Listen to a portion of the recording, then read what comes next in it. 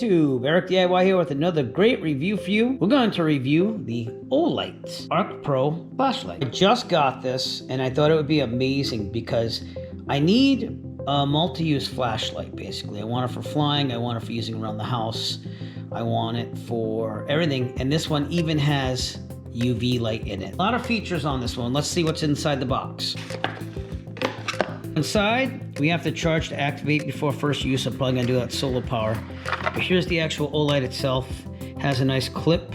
It's very versatile from what I understand. There's a center button. We're not gonna turn it on right now because I'm gonna have to charge it. And it seems like it has its own little type of charger, so we're gonna have to look at that. Here's the actual charger. You're probably gonna have to buy a cable if this ever wears out. It's magnetic. We have a lot of different functions here. If we go with the ArkPro Lite, there's different models, but we've got the ArkPro Lite.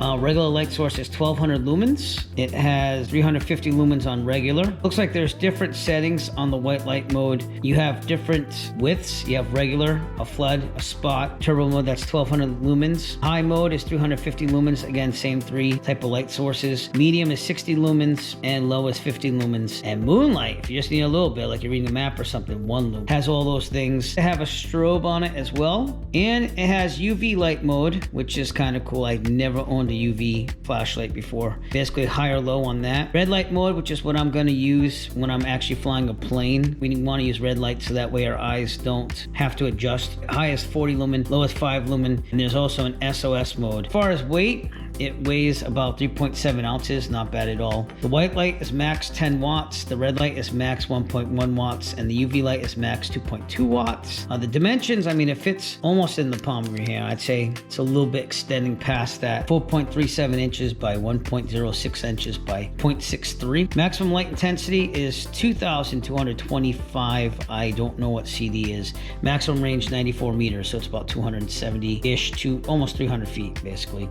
Now, operating temperature is pretty good. It has an IP rating of IPX7, which means that this thing will actually survive pretty well out in rugged conditions. You can see it has 2 beams of light there, probably 1 red, 1 white, and 1 UV. So it's probably built in those 2 right there. Let's charge it. I use solar power for charging little devices like this. This is a box, which I charged off my bigger solar box. If you want to find out more about this power pack, it's a 90,000 milliamp hour ones. I have a review. I'll leave a link in the description below. We have the charger cable here. It's USB-A to this magnetic thing plugged into the power pack, and it's red. It's going to turn green probably when it's fully charged. I'm going to leave it right there. Easy indicator on the charging cable. There's a lifetime warranty in Australia, China, France, Germany, and the USA. And I stand corrected. On the side, there's a USB port right here.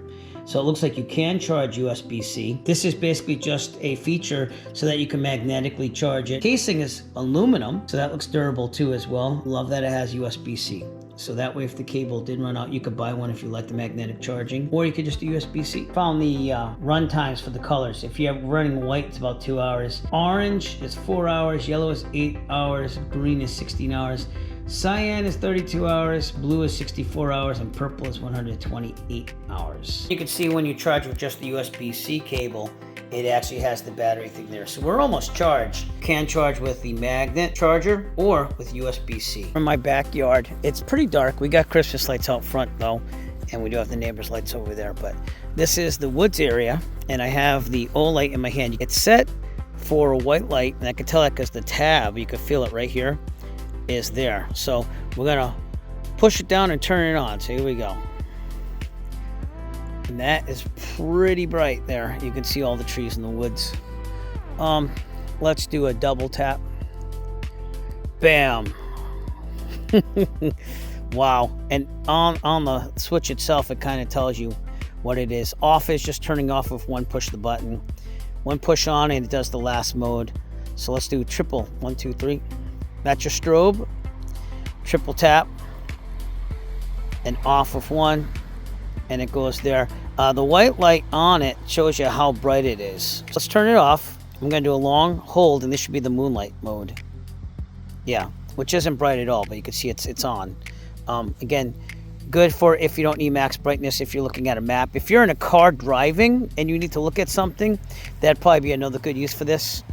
But turning it off with 1 switch and turning it on, it goes back to moonlight mode, which you can't really see that well. It's not very bright at all. but that's going to get you just enough light to read a map. The amount of light is for short distance. Let's do max brightness again. So I'm going to click it on. I'm going to hold it down, and that turns up the brightness. And again, this little white thing right here tells you how bright it gets. Double click gets you the brightest mode though. So let's see if we can look into the woods now.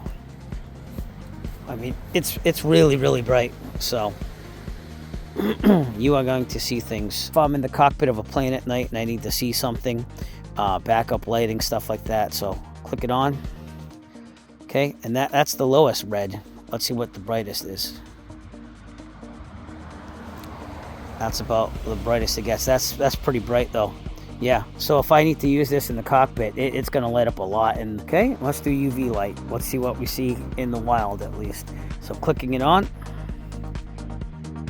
And we have what looks to be red on that rock. I don't know what that's all about, but that's UV lighting for you. If you look at the beam, you can clearly see it's UV. I double click on that and it gives me the brightest mode and widest beam. But you can see the whole backyard here. This is a good representation of what you're seeing. Again, the house has Christmas lights and everything, but if you go back here, this is pitch black usually. And look, just from the Olight, you can see the whole thing. Like, that's amazing. That's without the Olight. This is with the Olight.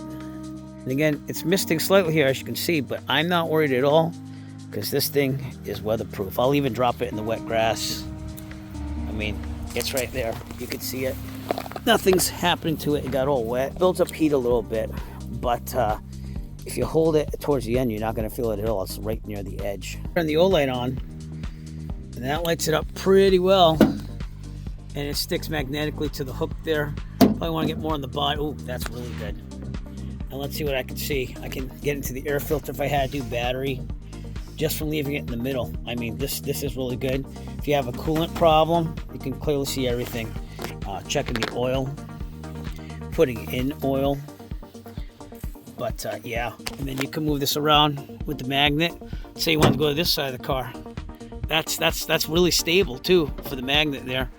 And yeah, fuses, air filter, air intake. I mean, it does it all. This is an amazing light for car repairs as well. It's not only for charging, but it's also for having a magnet way of doing it. Low profile too, so it's really small. You don't have to hang it off anything. After all that use, we still have basically 4/5 of a charge. I didn't get to charge it the whole way. Car repairs, Olight, amazing. This road is just walking down from my house. This is only on 3 of 5. Look how bright that is. You can see down the road. Go brightness mode. Yeah, and people are gonna see you too. And mind you, it's misty out too. But with the Olight, you can see the whole road. I've used the Olight for quite a while now, and it's held up. It's been awesome. Can't wait to bring it on a plane, do all that stuff. But I want to go over pros and cons. Pros about the Olight. It's made of aluminum. It's really, really well built. The ArkPro light is good. The lights are amazing on it. The button pressing is awesome. Switching to different lights. Regular light, red, and UV is easy to do. I like that it has the clip. I like that it's magnetic. And I also like that it has 2 ways of charging. However, I prefer the USB-C because I just always have those cables on. It's nice that they give a proprietary way of doing it, but at the same time, you know, it is what it is. That would probably be the biggest con though, is that proprietary thing. I'm glad they give the USB-C because I think it's really charges really too slow, to be honest with you. Other than that though, that's about the only con on this thing. This thing is amazing. It's held up well. I've dropped it, as you can tell. It gets stuff in it, but it keeps on ticking. If you would like to purchase the Olight ArkPro flashlight, please look for a link in the description below. We'll send you to Amazon where you can purchase your very own, and every purchase will help support the Eric DIY channel. We appreciate your only support. If you like this video and you want to see more like it, please give us a thumbs up and push that subscribe button below. While you're down there, also push on the bell notification icon so that way you'll be notified of future Eric DIY video releases. Please leave any comments below. And this is Eric DIY saying thanks a lot and have a great night. As always, if you like this video, found it useful, please subscribe.